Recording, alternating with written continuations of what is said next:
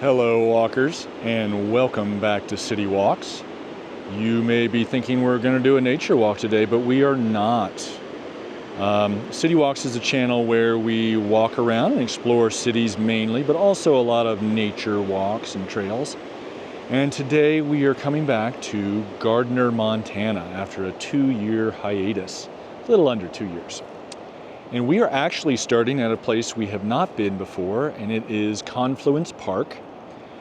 And the reason I wanted to show this to you, or start here, is because, oh, there's a hawk down here, an osprey, right about there. See him flying? In any case, oh, he's going to land on this. Nope, it's going to keep going. This is the uppermost point in which you can put your raft in or your boat in. Above this, you're in the park and you are not allowed to float the Yellowstone River, which is what's below us here. And so, I don't know, I've never actually put in here. We have rafted the Yellowstone quite a bit. You have to walk your boat down. Used to be able, you could drive down here, started swinging around. But now you have to walk your boat all the way down because one, there's a gate, but also they've placed rocks up here in the path, which totally get. So it means you have to kind of do a lot of disassembly, a lot of trips to get all your gear down and stuff. And I just haven't done that yet, but I would very much like to. They've got this really cool old, I don't know how old it is actually, but stone and timber shelter where you can have a picnic here or whatnot. I just like this kind of civilian conservation corps style architecture in the park, and you see it quite a bit in Yellowstone. Off to the right, sorry to be swinging around here, is employee housing for, I think it's Park Service personnel, but it could be Xanterra, which is the primary, I forget the term, for the people that sell stuff at the stores and run the hotels. We are actually on, I think we're on the border here with Yellowstone. So across the fence over there is Yellowstone National Park. And then you've got some other small houses here. I'm going to flip this screen around real quick, so don't fall off your treadmill. My name is Henry. I will be your proxy walker today, your virtual travel guide, your co-discoverer. And I really lean into the co-discoverer part because that's the joy I get from these. Is I don't really research these very much. I know Gardiner fairly well, having spent time down here, but I like to discover little details and beautiful views and all sorts of stuff like that so that I can share them with you. Check out the website if you want to search for videos by walk length and location. It's citywalksvirtualtours.com, linked below, linked on the screen, all that stuff. I'm going to flip you around again, so hold on. There we go. I want to thank our Patreon supporters too, and anybody who's supported this channel with your monetary gifts and subscriptions. You can find links on how to do that in the description below as well. It really does make a difference to me. In any case, I want to keep on with our tour here because all that housekeeping stuff is a little bit less interesting. It is 10 a.m., 40 degrees Fahrenheit, 5 degrees Celsius, and a chilly with the clouds and humidity, but otherwise pretty nice spring day. Got one of the many hotels here in Gardiner. And I've never actually stayed in here, or it's called the Yellowstone River Motel. Yeah, but I didn't even realize this was really here. It's right next to a lot of the businesses and stuff on the south side of the Yellowstone River. Here's some more of that old style lodge park architecture. And then beyond here you get this even more so. Let's see if I can show you. that sort of slanted out base, you know, the wider base, and the stone, local stone work, and the wood shingles and the brown wood. Pretty cool. This is First Street. We're on Park Street right now. And that kind of loops around to the left. And I kind of want to show you that, but I'm going to keep going, I think. No, I am going to show you that. We're going to go down First Street here. Hi there. And because they've got some cool houses and some guest houses down here. Places to stay, VRBOs, that sort of thing.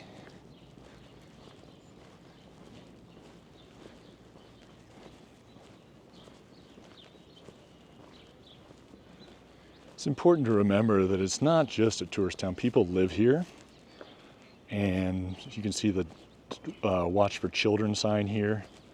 It's kind of neat old stone buildings. And then you've got a more modern building as well.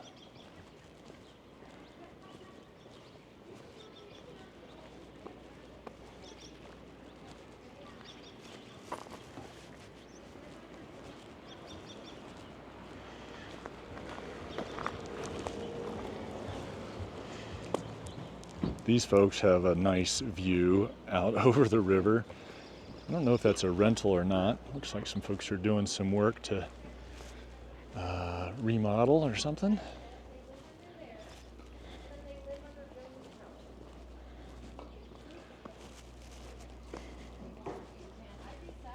And the population, the year-round population here is fairly small. I think it's under 1,000.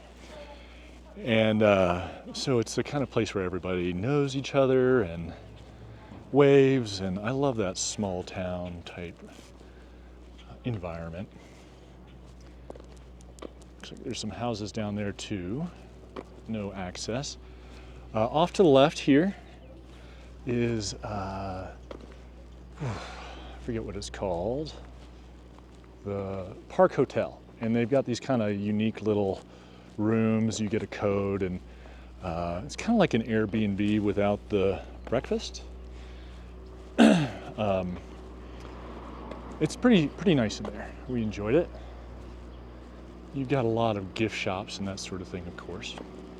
There's a Gardiner guest house, kind of a neat classic old building, and the Yellowstone Victorian Inn. This red building with the big flag on it used to be the K-Bar, which was kind of a pizza place. Great pizza. It's now, well, last year it was Wild West Rafting, and now it seems to be mainly a gift shop and antique store. Oh, this is interesting.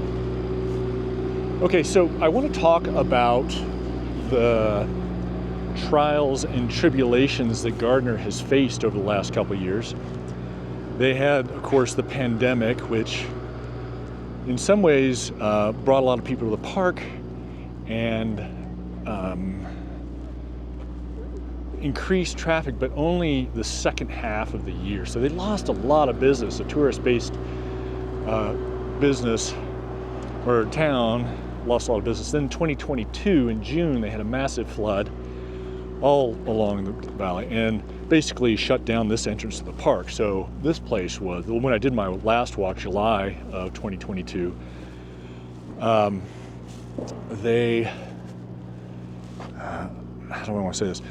The town was basically empty. You know, a few people coming in could ride their bike, an e-bike in, or float the river and do some stuff. There was still stuff to do, but you couldn't get into the park. You could not get into the park.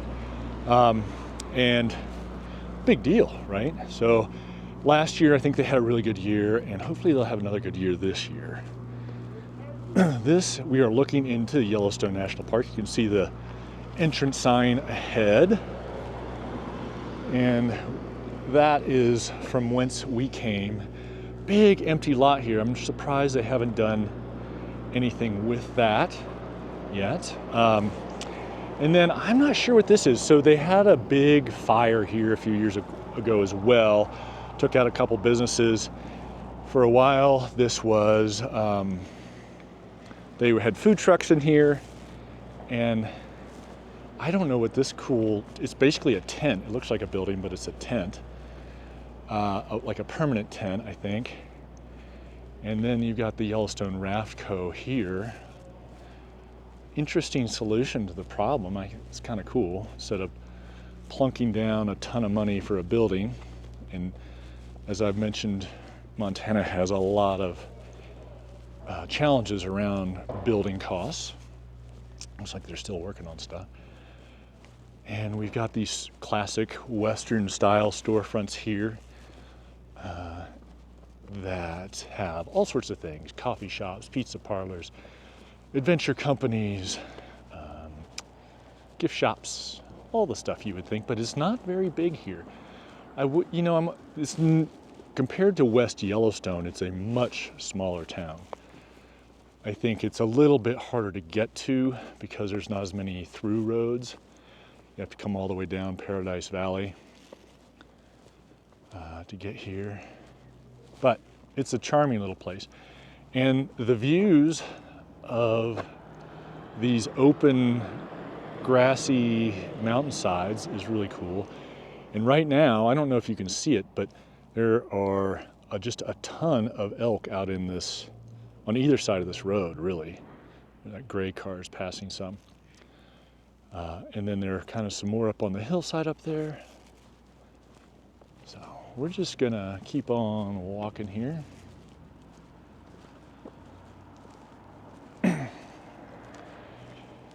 This building ahead is Yellowstone Forever, and it's the nonprofit booster, I guess, for Yellowstone National Park. I believe it used to be called Yellowstone Park Foundation, and they've rebranded many years ago.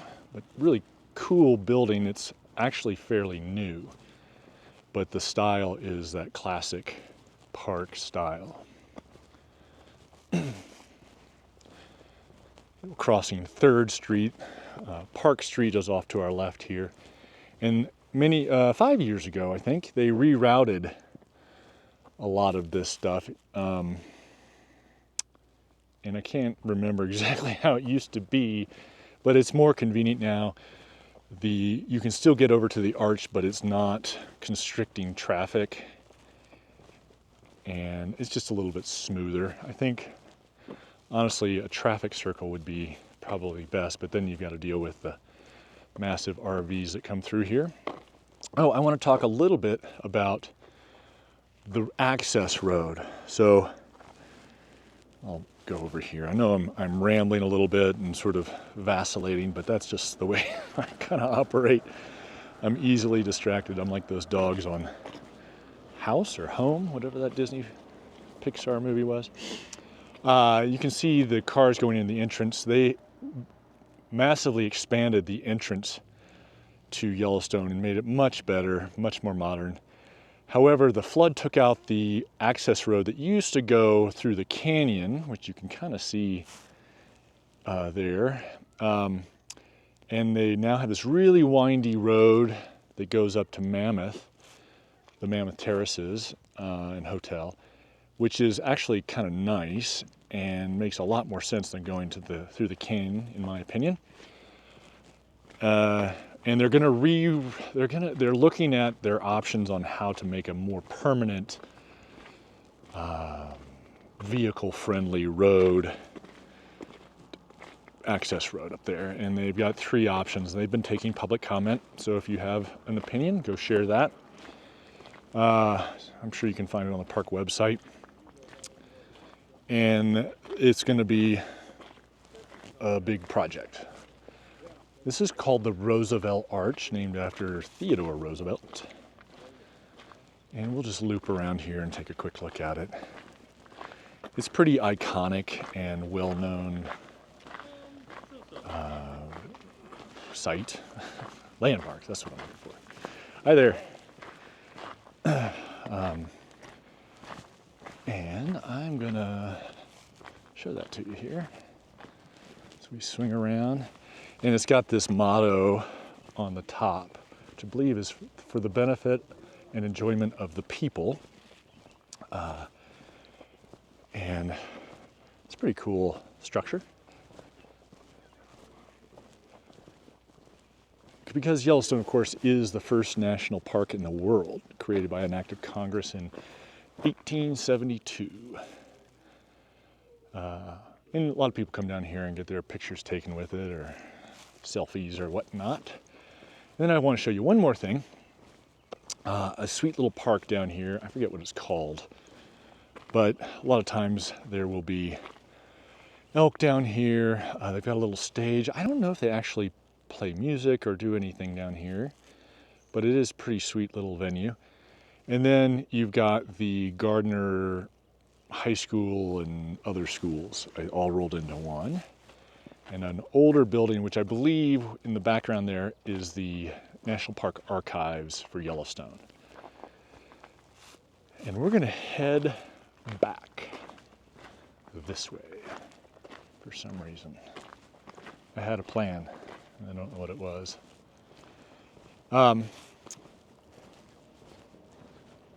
We'll get to see the Yellowstone Forever building again, which is nice. You can see lots of elk scat. Particularly in the winter, the animals will come down here. It's a little bit lower. They'll search for grass, anything they can really eat. They'll browse these trees. We'll see a lot of this game fencing around ornamental landscaping, and that's to keep the bison and the deer and the elk from basically consuming them all. 5-10 years ago, a little video came out, and it was all over the internet, and it was talking about how the introduction of wolves has reshaped the ecology of the park, and specifically rivers, because they have changed, their predation has changed the behavior of elk, which were basically didn't really have any predators, occasional grizzly bear. And they were chewing up all the cottonwoods, all the willows, all the aspens, and it was changing the flow of rivers because those plants, as we go back down, I think it's third, those plants anchor soil and create meander patterns with the rivers, and all this huge downstream, no pun intended, effects and of the elk changing their patterns, or really from the absence of predators in the system for so long. And almost immediately they started to see the willow and the aspens and stuff come back and just really start affecting the whole ecology, the whole system, in a lot of places in the park, which was pretty cool. So that is a very long-winded explanation of why people will put up the fencing around their trees. We're on Main Street here. We're going to see a fair amount of newer building. I mentioned housing earlier. It's a huge problem here. And not just construction costs, but just the businesses having affordable housing for their employees. You know, they can't, the season here is like 4 or 5 months long. And so they don't employ people for 12 months, and they can't really afford to pay people a ton because of that. And their employees can't afford year-round housing or temporary housing as a surge of people come in for seasonal work. So it's a whole very complicated issue. Here's some food courts in this former empty lot, one of which is Follow Your Nose Barbecue. Really based out of Immigrant, and really good barbecue if you get a chance to try it. It's quite good. Yellowstone Guidelines are based out of Livingston. You got a coffee shop here. Oh yeah, here we go. Wonderland Cafe is another wonderful place to not only stay, they've got a few places to stay, but eat. Great food. They don't take reservations, so, and they get really busy. So you're gonna wanna plan ahead if you wanna eat there. Oh, interesting. So, off to the right, I see a sign here, 2-Bit Saloon, coming soon. So it seems like maybe they're gonna build a saloon there, but I thought 2-Bit was down to our left here. So we come over on 2nd Street, and we're gonna head across the river.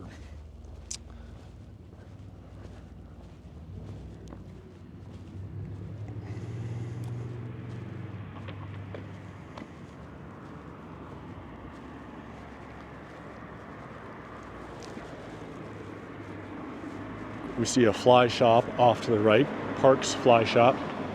Fly fishing is, of course, pretty significant reason for a lot of people to come out to this area, this part of Montana. The Yellowstone is a wonderful fishing river for fly fishing, and there's many other rivers in the region that are pretty close by Montana standards.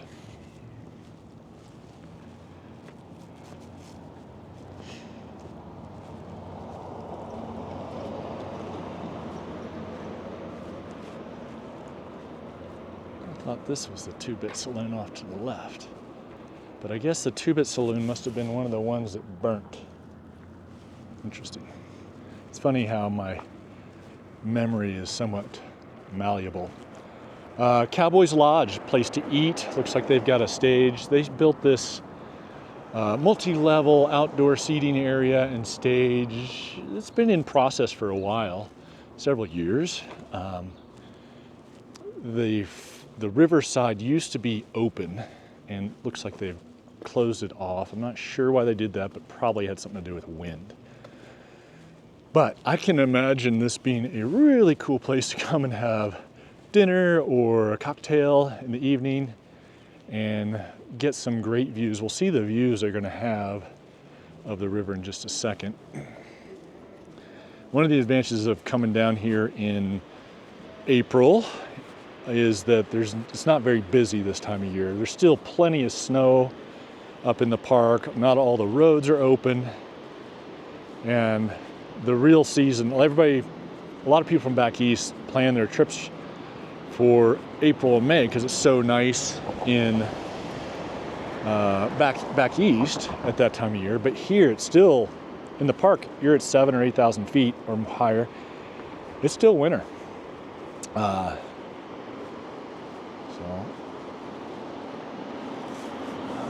I'm gonna hop over here because I have long legs and can, and we'll see the other side of the river here. And that yellow house out there at the end, that's right near where we started. You can see the river's dirty. It's usually, in the summer, it runs really cleanly. You can look back at the July 2022 video I did, and you'll see it's nice, kind of a clear blue-green color, and quite nice. And it stays pretty cold all year long. I'll cross over again.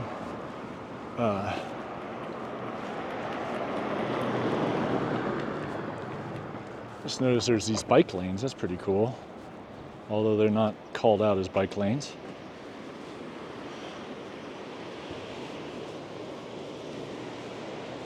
And you can see maybe on the right there, river right, some steps down. Those are some rafting companies, and they used to launch up at the ramp that I showed you earlier, but since they've closed that off, a lot of them are able to launch, just lower the rafts down the side, people walk down, and they put in right there.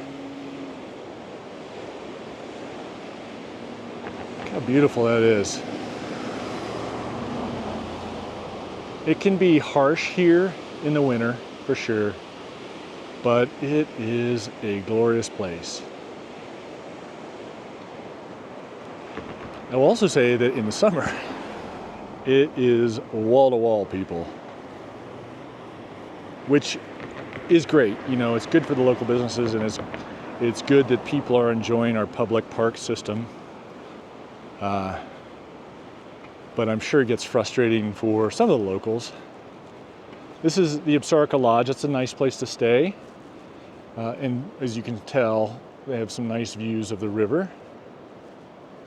And if we were to go up, there's an RV park up there and a couple other roads. And you can see up on the bench, there's some houses. And if you go way up, there's even more.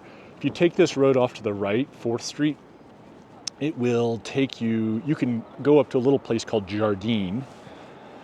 And it's an old mining place, and there's 5 or 6, maybe more houses up there, a little community, and some old mines, and then some, hi there, and then some trails, access to trails, public land up there.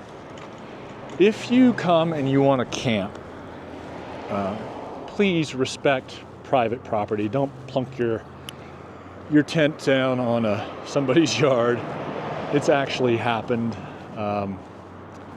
You have to wonder about people's common sense, some people's common sense, but just be aware that there are people that live here, and they're very welcoming, very friendly, until you start pitching camp on their lawn, and then they get a little annoyed, which I would too. The Yellowstone Grill, I haven't actually eaten there. It's changed hands a number of times over the years. I think it's probably pretty good right now. They had a burrito shop in there that was not, but this one seems good. Oh yeah, e-bike tours and rentals. Now I did on my traveling filmmaker Instagram, I did a little Instagram about riding bikes in the park every year for 2 or 3 weeks. The Park Service plows the roads from Gardiner or from the upper terraces to West Yellowstone entrance. But they close it to traffic, but you can ride your bike. We're on Scott Street, by the way. And it's really cool. Can be cold and snowy, but it's really neat and special experience to be able to ride your bike through the park without being run over by RVs and fifth wheel pulled by dualies, which is a big full-ton truck with two wheels on each side in the back. The park roads are narrow, and it's very sketchy to ride your bike, in my opinion, in the park during summer season. But renting those e-bikes makes the hills, or bringing your own, makes those hills so much easier. We saw tons of people on e-bikes taking the tours and having a great time with their family and their kids, teen kids that honestly probably wouldn't have been that into it if they had to ride uphill for 3 miles outside of the terraces, which is not that big of a deal if you've done it, but if you're used to sea level, it could be. And the e-bikes just make it much more achievable, and it was cool to see people out able to enjoy the park like that.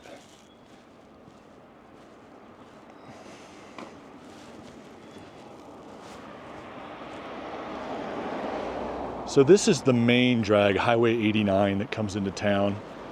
You're going to want to watch your speed as you come into town. It slows down to about 25. And there's just a lot of people. Hi there. A lot of people crossing the street, a lot of pedestrians here to visit and enjoy the park. And you just want to be careful. So respect that speed limit, please. Got the Riverside Cottages, which are vacation cottages. You can kind of see here, and they've got kind of a neat deck out there that overlooks the river.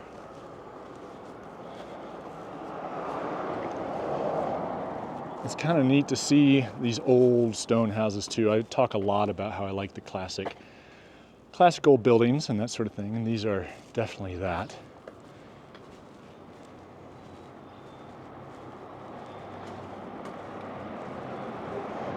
This brown building over on the right is relatively new. Multi-family housing is what I would think would call it, not necessarily families, I guess. Which they kind of need to embrace, in my opinion, as an outsider, because there's a lot of the park on one side and then federal land on the other. It's I'll just go down here just to get a good look. It's probably private, and I don't want to intrude too much on people's homes. But you can see how kind of pretty cool it'd be to stay here and have these views across the river. This, I think, is part of the rafting company off to the right here. And you can see the river down below. I mean, how awesome would it be to have that view during your Yellowstone vacation? And you can see some houses across the street as well. That's the backside of the high school. You can see the river is up a little bit, and you can see why it's, if you look down there, you can see the rapids and why it's a fun place to go whitewater rafting. It's not huge, super dangerous rapids, but it is fun.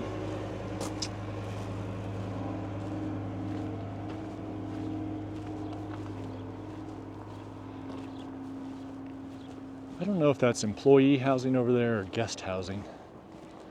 My guess is it's for guests.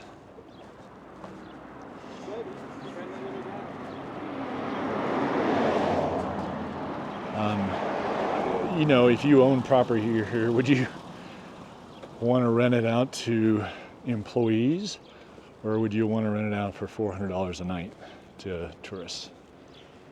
I mean, it's kind of economically, it's a no-brainer.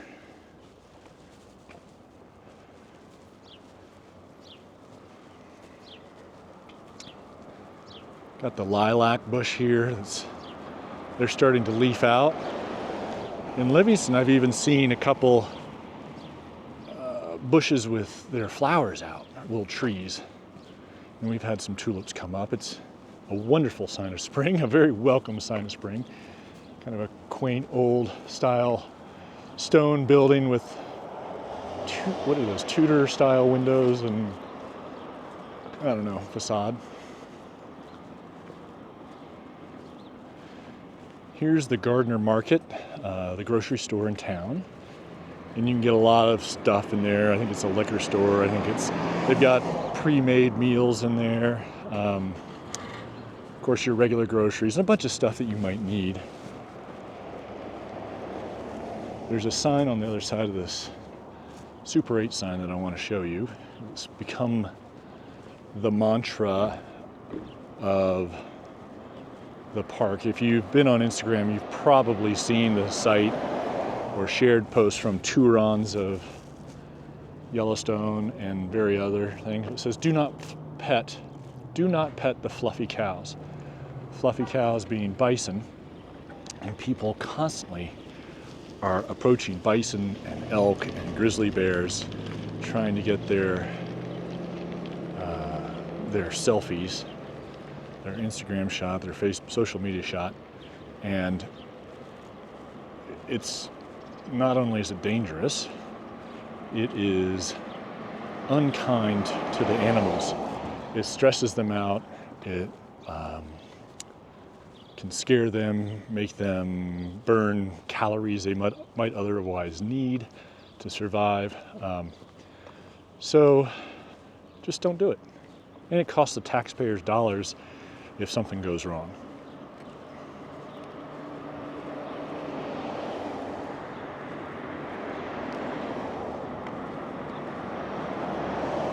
On the travelingmail.com website, I put together a post of 10 mistakes visitors to Yellowstone make. And I encourage you, if you're coming to Yellowstone, take a look at it. It's basically common sense things that people all too easily forget in the excitement of seeing this amazing place. Speaking of, look at those views. Here's the Corral Buffalo Burgers. It used to be called something else, I think. Betty's or something. Kind of fun outdoor seating. You will just be hopping in the summer. Just super busy. Not today though. Got a little mule deer crossing the road. Definitely be aware of wildlife on the roadways.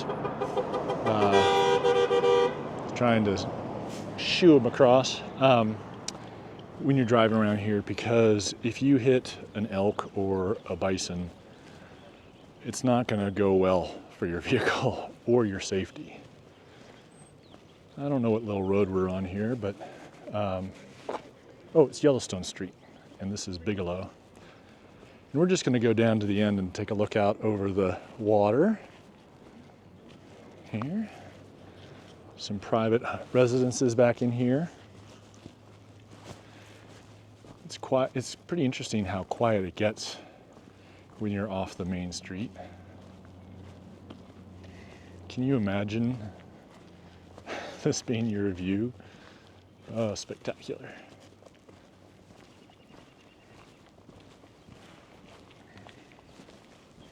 Oh, look at this. There's like a little RV park off to the left here. I had no idea. Huh. Very cool.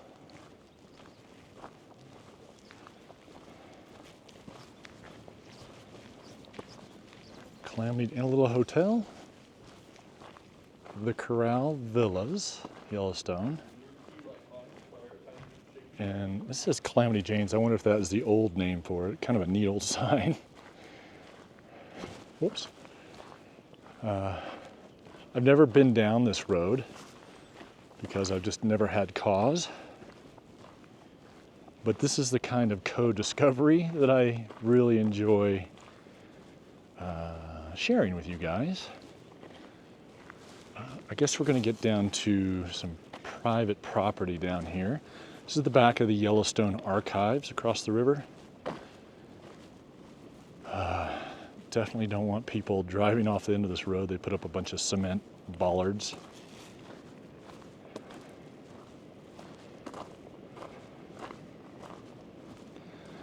Wow. Isn't that fantastic? Oh, I'm super envious. All right, so I'm just gonna show you here the river, and hopefully, I can't see the screen, so hopefully that's giving you a nice view. It looks like they have, off to the right, this house has some steps. There is a road that you can take across the way, and it leads along that side of the river, and eventually you get to a place where you can cross back over. And then you get to the, what's it called? Something Ranch, but it's owned by the Church Universal Triumphant. And that's a whole nother story that I won't get into today. But I'm going to end this up because we're at 39 minutes here. And I want to thank you guys for joining me on this Gardiner, Montana walk. Check out that walk from 2022 in the summer. It was in July. And you'll get an idea of, it's a little bit more comprehensive walk through the neighborhoods. And I wanted to cover a little bit new ground on this one. And you can get good views of the river. What you won't get is an idea of how busy the city gets in the summer. So maybe, if I can remember, if you guys remind me, this summer I'll come down and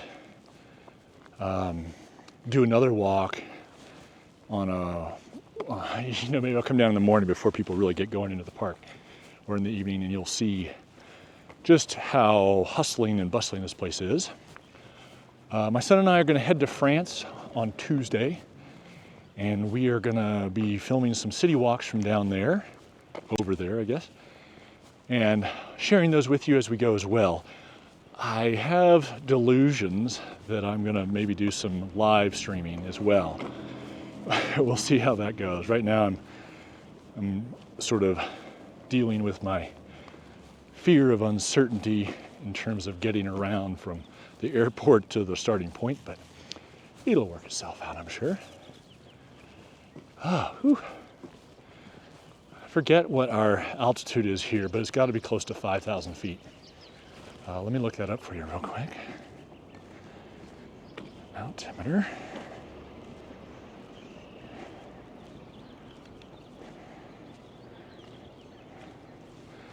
As we come back up to Scott Street, we're at 5280.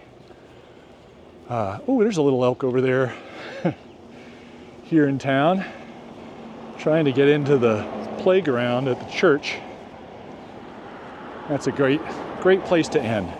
Thank you guys again for joining me. I hope to see you again from France in the near future. Until then, keep on stepping. Not sure what's going on here.